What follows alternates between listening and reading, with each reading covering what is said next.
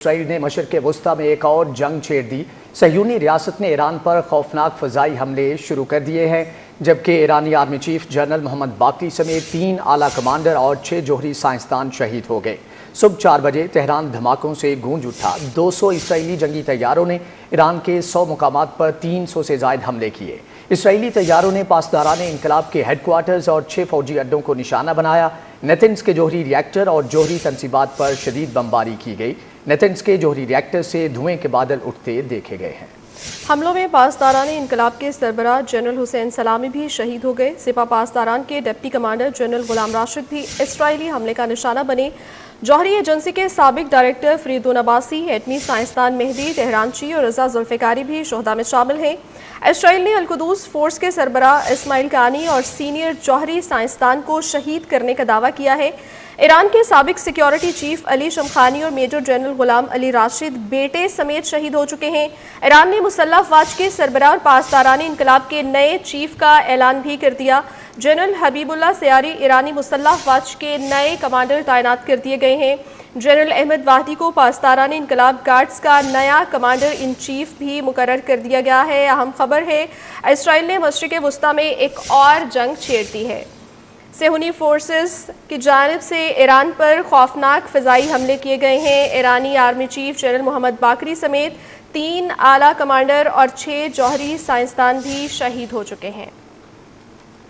اور ظاہر ہے یہ صرف شروعات ہیں، کیونکہ ایران کسی صورت بھی اس جگہ پہ نہیں رکے گا جب تک کہ وہ اسرائیل کے اندر یا امریکہ کے اندر وہ خوف کا عنصر پیدا نہ کر سکے۔ اس کے لیے ظاہر ہے وہ ایک میزائل اٹیک بھی کریں گے، آج نہیں تو کل یہ فیصلہ وہ کریں گے۔ تو جو سچویشن نظر آ رہی ہے وہ اچھی خاصی کمپلیکیٹڈ ہے، کیونکہ اس کا مطلب یہ ہے کہ یہ کوئی عام تنصیب تو نہیں ہے۔ اگر ری ایکٹر تباہ ہو گیا تو دنیا کے اندر اس بات کی اجازت نہیں ہے کہ جو سویلین نیوکلیئر ری ایکٹرز ہیں، دیکھیں سویلین نیوکلیئر ری ایکٹر تھا نا، ملٹری ری ایکٹر تو نہیں تھا۔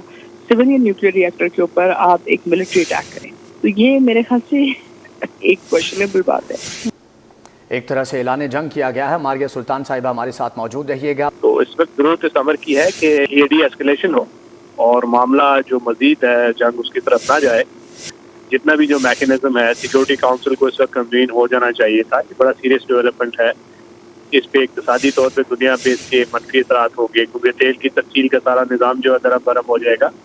خلیج سے وہ گزرتا ہے جو تیل، جنگ مزید آگے بڑھے گی تو اور خطے کے دیگر ممالک ہیں، ہو سکتا ہے وہ بھی اس کی لپیٹ میں آ جائے۔ ٹھیک ہے، راشد ولی صاحب ساتھ رہیے گا۔ عبداللہ گل صاحب آپ کی طرف آؤں گا، یہ بتائیے گا کہ تمام تر منظرنامہ آپ کے سامنے ہے کہ کس طرح سے خطے میں صورتحال بالکل بدل چکی ہے، کیا کہیں گے؟ ایران کے اوپر حملہ ہوا سراسر ناجائز، سراسر زیادتی، اور باقاعدہ جو آرٹیکل 51 ہے جو یونائٹڈ نیشن کا، اس کے تحت جو ہے یہ ایران کو حق حاصل ہے کہ وہ اپنا دفاع کرے۔ معاملات جو ہے اگر 2 سے 3 دن اپنے منطقی انجام تک نہ پہنچے یا یہ جنگ بندی نہ ہوئی، صورتحال بگڑتی ہوئی دکھائی دے رہی ہے۔ عبداللہ گل صاحب آپ کا شکریہ۔ بریگیڈیئر ریٹائر راشد ولی، ماریہ سلطان صاحبہ آپ کا بھی شکریہ۔ اسرائیلی فوج نے ایران کے شہر تبریز پر دوبارہ حملہ کیا ہے۔ عرب میڈیا کے مطابق اسرائیل نے تبریز میں بیلسٹک میزائل سائٹ کو نشانہ بنایا ہے، جبکہ اسرائیل فوج کے یہ تابڑتوڑ حملے تبریز کے علاوہ دیگر مقامات پر بھی فضائی حملے کیے گئے ہیں۔ اسرائیلی فوج نے ایران کے شہر تبریز پر دوبارہ حملہ کیا ہے۔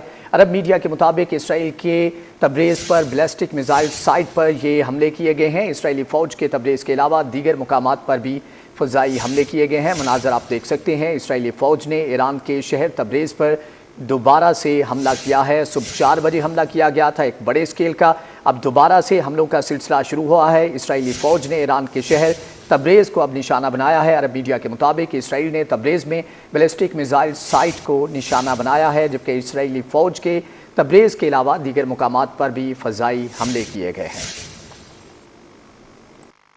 اگلے حملے زیادہ سنگین ہوں گے، ایران ڈیل کرنے سے اس سے پہلے کہ کچھ نہ بچے۔ امریکی صدر ڈونلڈ ٹرمپ کی ایران کو دھمکی، کہا ایران کے کچھ سخت گیر عہدیداروں نے بہادری سے بات کی، لیکن وہ نہیں جانتے تھے کہ کیا ہونے والا ہے۔ سب سخت گیر ایرانی اب مر چکے اور اب آگے بھی بدتر ہی ہوگا۔